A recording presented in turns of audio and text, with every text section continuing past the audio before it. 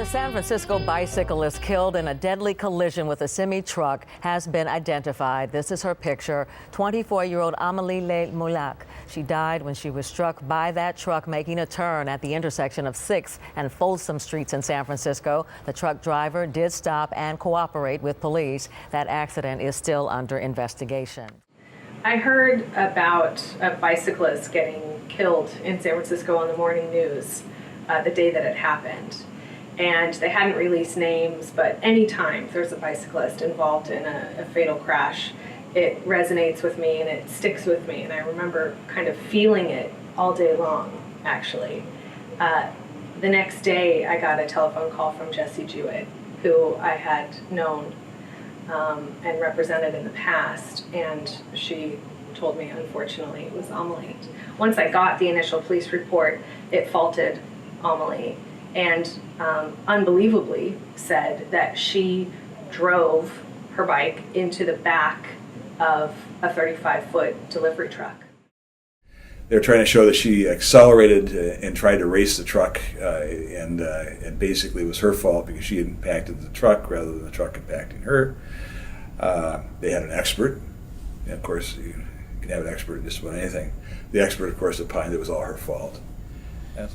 So the defense theory of the case was that Amélie was trying to beat this closing gap between this truck and the curb as she was approaching this intersection.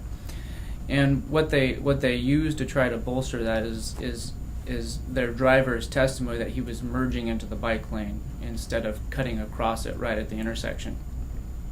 And so we had an accident reconstruction that used photogrammetry and did a laser scan of the intersection, and what it actually showed in matching it up to the surveillance video was that Mr. Alcantar, the driver, had actually cut across the bike lane. And that really supported our position that Amélie had no reason to know that this person would break the law by making an unsafe turn. We had gone to mediation at the defendant's request. We flew Mr. LeMoullac from France to attend because they demanded that he attend, and they made nominal offers, which is, one of those frustrating things about going to mediation, but it happens. The negotiations were really kind of one-sided. We had said, this is our number, and we're going to try the case against this number, and the defense kept incrementally increasing their offers. Either right before trial or once trial had officially started, they came up to $2 million, which... with Bob was that you have to take the person and who's no longer with you and really show a jury what this person was, not just as they are at the time of the event, but as historically. For a child, it's pictures of the baby, the toddler, the kid going to 6th grade, and all these things are embodied in that loss. And so, I think it's really important to focus on. Well, there's a couple of things that struck me that the defendant, who is well coached, I asked him what he thought. What he had seen her. He had seen her in the bike lane, and then he had to go around some other vehicles. And I said, well, what did you think about her? What were your thoughts about her in the intervening several seconds before you started to make your approach to the right turn? He says, I didn't think about her at all. It was just, that was the one thing where he kind of slipped up on it. We used that, of course, to our advantage on the line.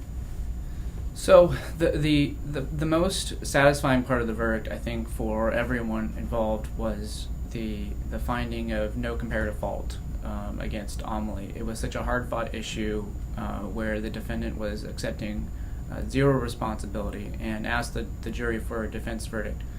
So that was the moment when the jury was reading the verdict that I felt the chills going through me, and it was very satisfying, and I know it was for the family as well. The jury awarded Jessie Jewett $3 million, and they awarded Denny LeMoullac $1 million. We beat our 998 for Miss Jewett, and we got above the defendant's 998 for Mr. LeMoullac. The parents...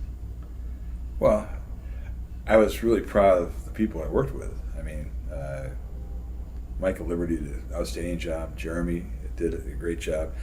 Anthony label for my office, as a side, was there all the time, kind of giving his interpretation, which is very valuable. And I was really proud of the way we worked together. More than anything, that was what brought us, really brought us to the ultimate conclusion.